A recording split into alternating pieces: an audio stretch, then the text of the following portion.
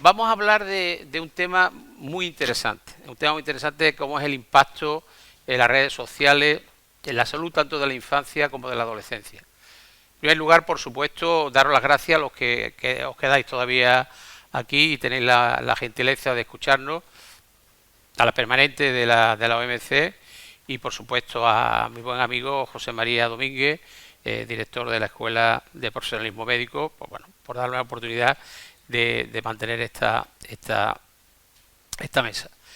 Cuento con dos compañeros, que ahora lo presentaré, y vamos a hacer una exposición muy dinámica, más que una exposición de hacer no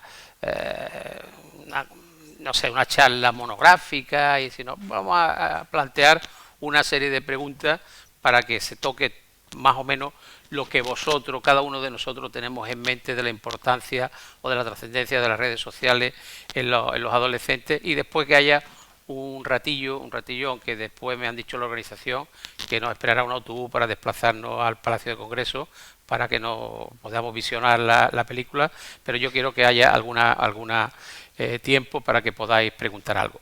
Me acompaña mi buen amigo el doctor Andrés Fontalba, que él es psiquiatra, tesorero del Colegio de Médicos de Málaga, es vicedecano de la Facultad de Medicina de Málaga, tiene una actividad bastante grande en el ámbito europeo, hay muchos grupos, ¿no?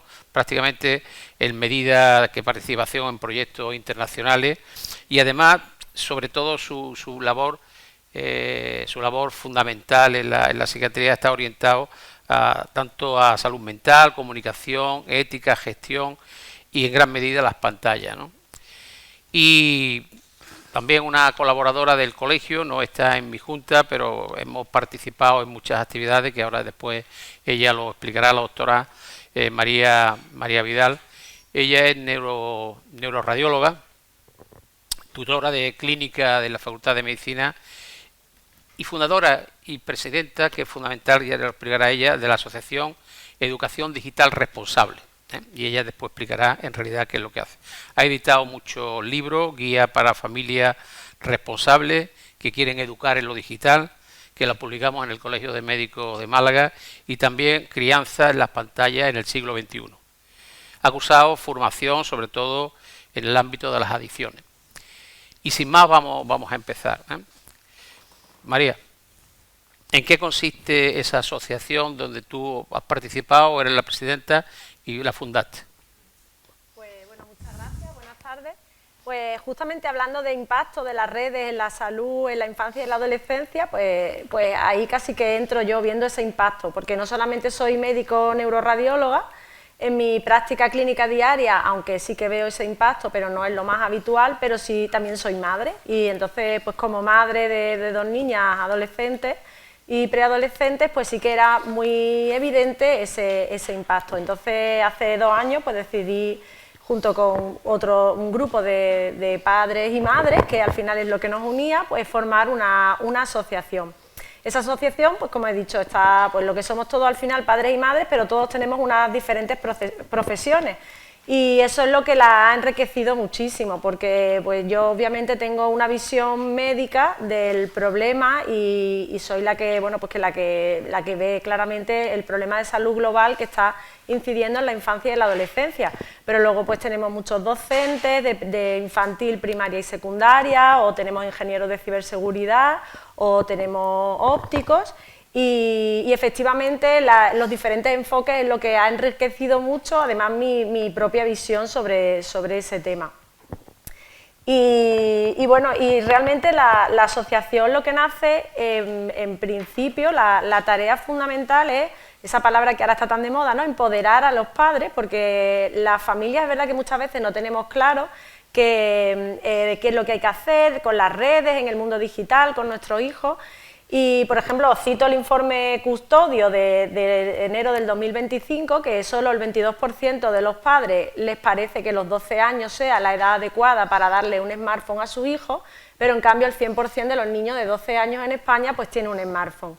Entonces, esa disparidad en los datos hace que quizá haya que acercarse, juntar a todos esos padres que ven las cosas a lo mejor de una manera diferente y hacerles ver que no le tienen que dar un smartphone cuando la sociedad lo dice o cuando sus propios hijos le insisten, sino cuando ellos vean que sus hijos están preparados y que ellos mismos están preparados para controlar todo eso.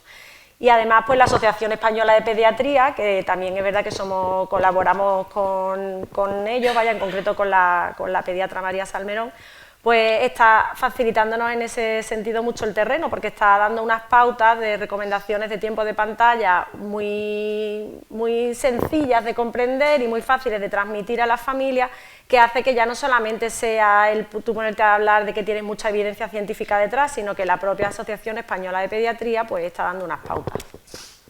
Muy bien, María, va muy bien, muy bien.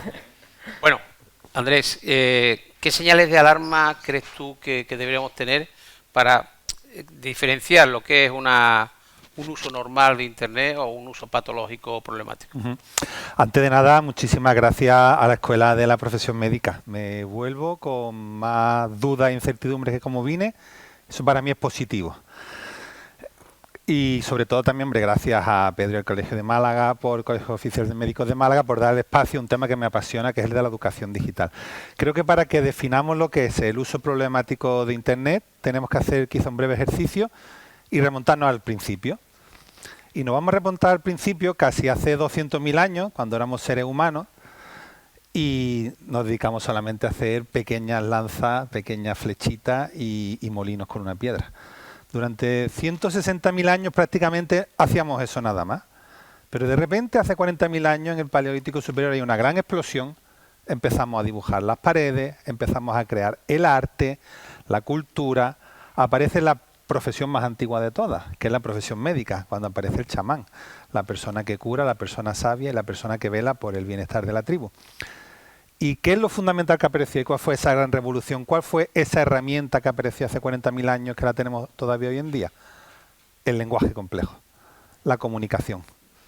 Tenemos dos cerebros, un cerebro vegetativo, un cerebro que va en automático, que nos hace que comamos, que respiremos, que hagamos la digestión, pero tenemos otro cerebro mucho más complejo que hoy en día, me dice mi compañera, si lo tenemos claro todavía o no, dónde reside, dónde está nuestra conciencia, nuestros valores, nuestros sentimientos, las emociones y funciones ejecutivas con la memoria o la concentración. No sabemos muy bien dónde está, lo que sí tenemos claro es que de qué se alimenta ese cerebro. Y ese cerebro se alimenta de las relaciones humanas, de la comunicación entre personas. Pegamos el salto desde esos hace 40.000 años a como estamos hoy en día y somos la sociedad de las cabezas agachadas. Estamos todo el rato mirando el móvil, nos llama nuestra atención y empezamos a ver de repente señales que hace 5 años podían pasarnos desapercibidas, pero vemos de repente que si consultamos el tiempo que nos dedicamos, cada vez este tiempo es mucho mayor. Entonces, un exceso de tiempo puede ser una señal de alarma que nos alerte de que aquí hay un problema. ¿Cuántas veces comprobamos si me ha llegado un WhatsApp, si me ha llegado un email, si tengo otra vez el correo bien listo? Si no lo miramos, ¿qué hacen? Pues ya habrá alguna notificación que nos lo recuerde. El exceso de comprobación también puede ser una señal que nos puede hacer saltar la alarma.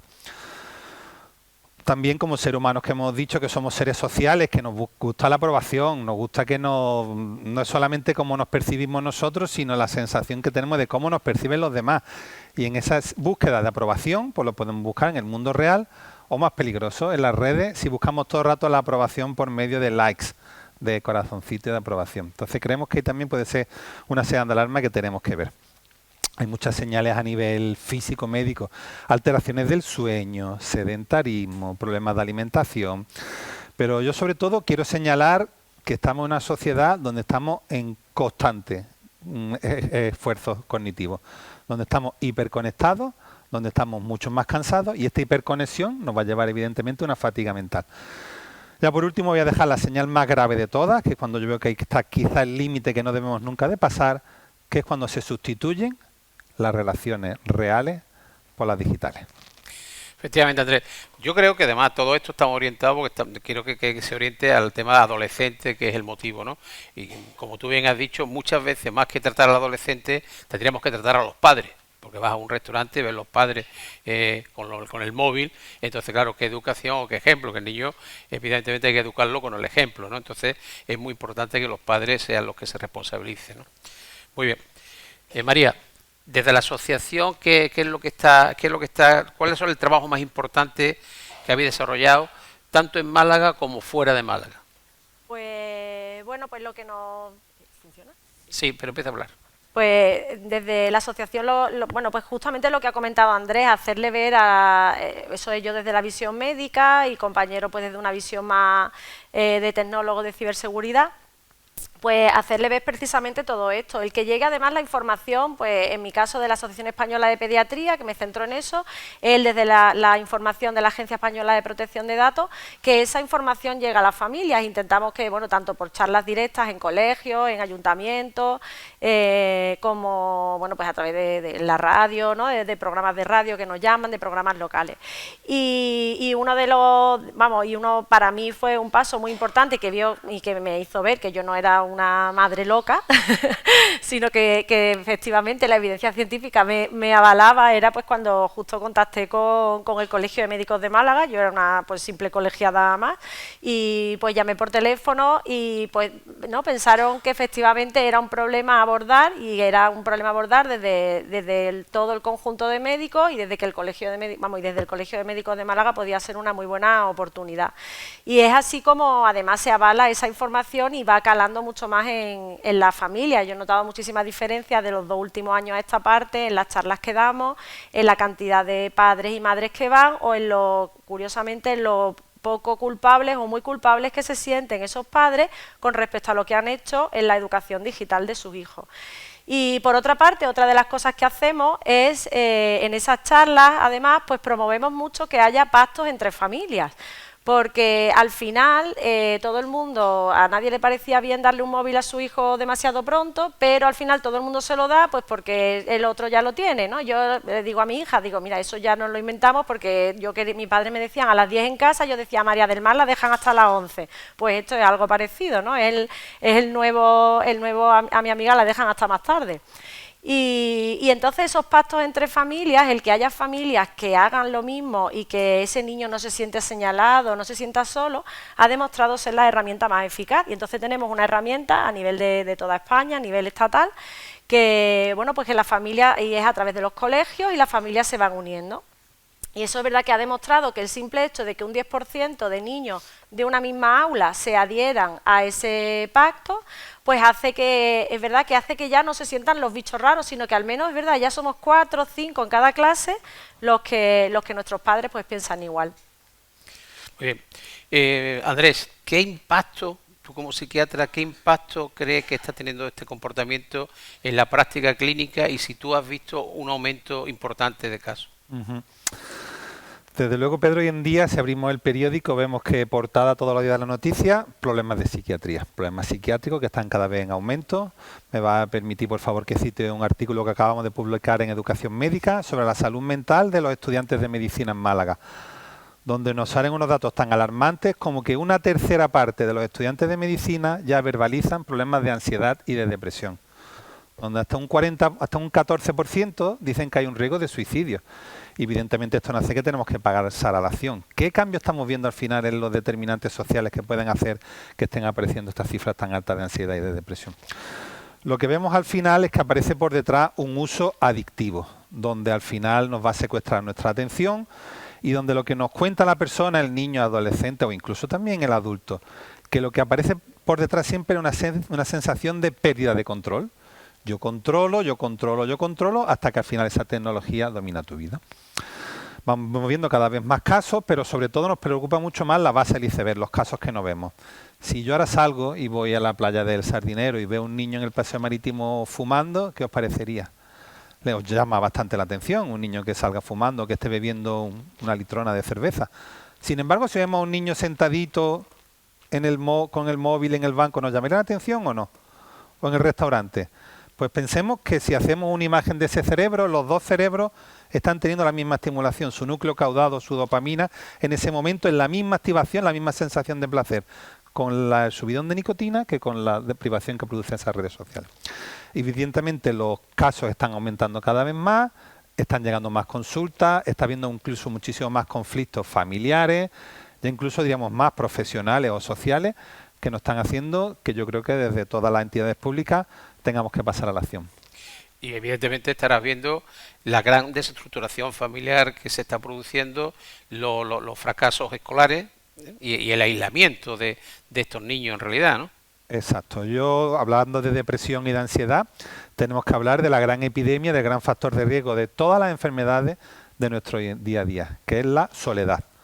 Y es esa soledad, al final, donde no podemos sustituir la relación con uno o dos amigos con miles de seguidores en una red social o con miles de interacciones.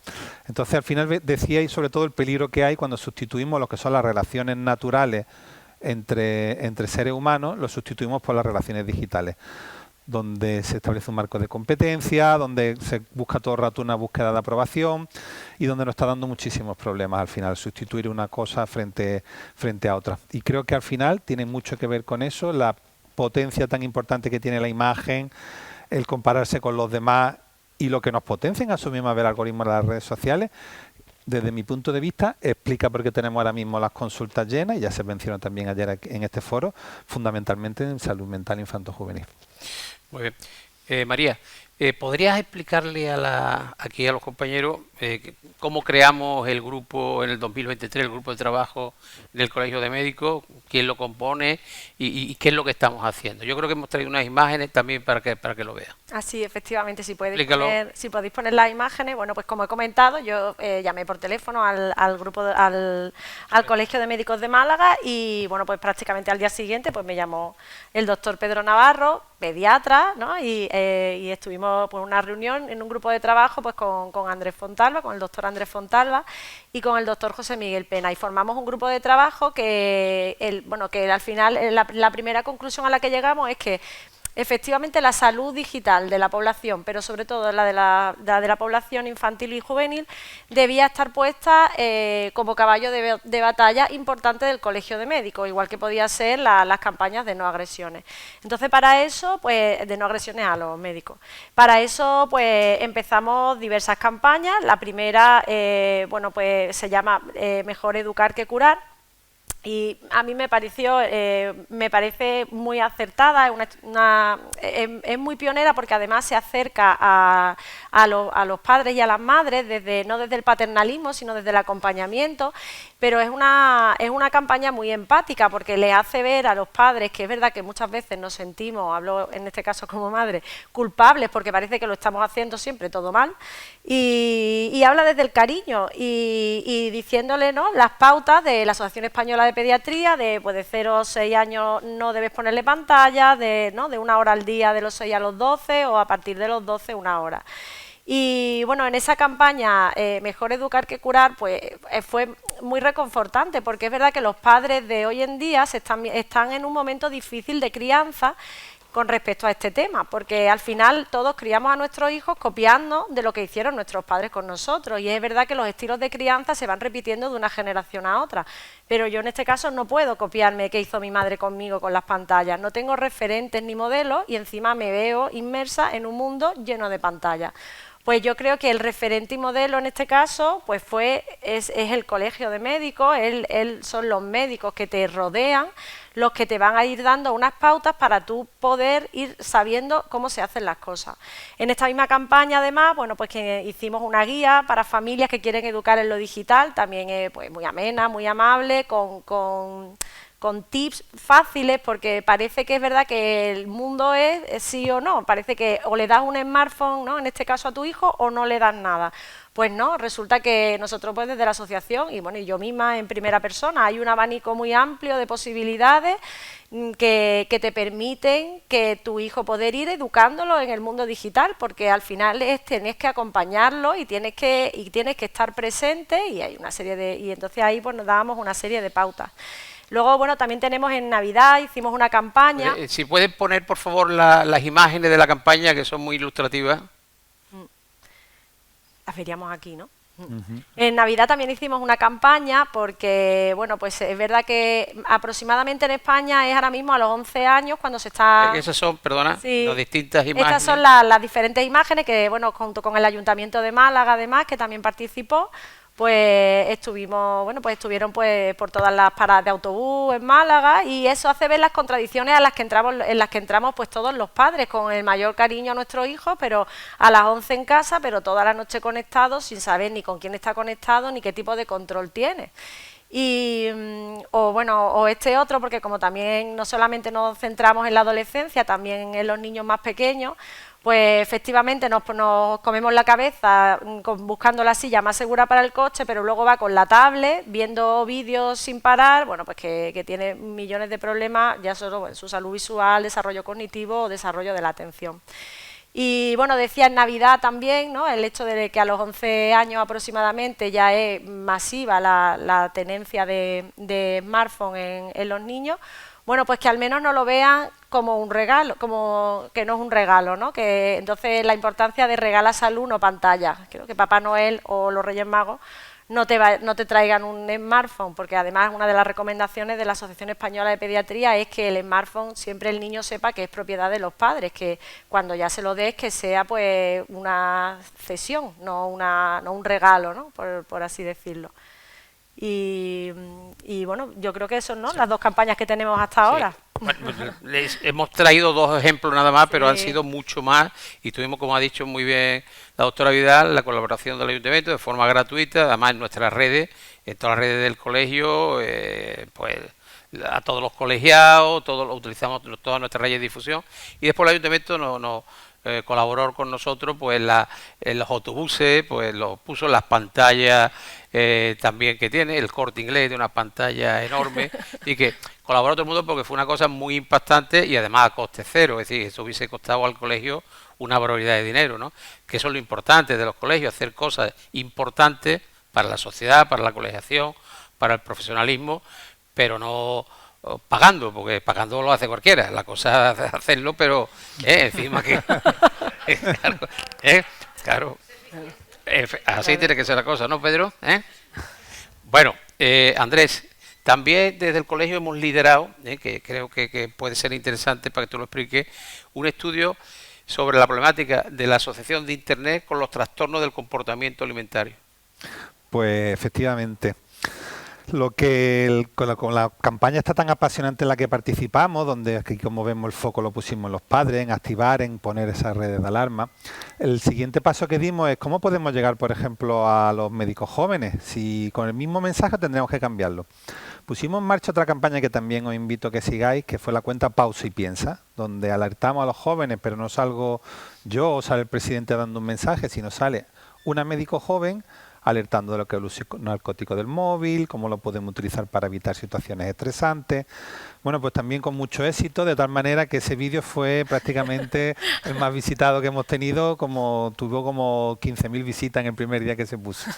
Entonces, como que cada diana tenemos que actuar con herramientas distintas, pero a la misma vez también nos preocupaba un problema de salud muy, muy importante como son los trastornos de conducta alimentaria. Vemos constantemente en prensa y en televisión cómo está aumentando mucho la anorexia y la bulimia, y desde el colegio nos planteábamos que qué podía estar pasando en las redes sociales por detrás para que al final estuvieran emergiendo estos contenidos, qué contenidos tan peligrosos podían haber que justificaran la aparición de estos graves trastornos de la conducta alimentaria. Seleccionamos a una muy voluntariosa joven colegiada que se prestó a hacer el estudio, y lo que hicimos es con un perfil suyo bucear dentro de esas redes sociales. ¿Qué pasaría si ella entra con su perfil personal? Pues que rápidamente iba a ser bombardeada con información perjudicial sobre contenidos que promocionan la anorexia y la bulimia. Entró con un perfil en el que para nosotros, como no siendo nativos digitales, fue fácil, pensemos cuanto más todavía para niños y adolescentes lo fácil que es entrar. Y 4 puntos fundamentales hemos visto de la peligrosidad que hay en redes sociales y por qué fomentan los trastornos de conducta alimentaria. En primer lugar, asocian, por supuesto, igual que nuestra sociedad, delgadez con éxito, sobrepeso, fracaso. De tal manera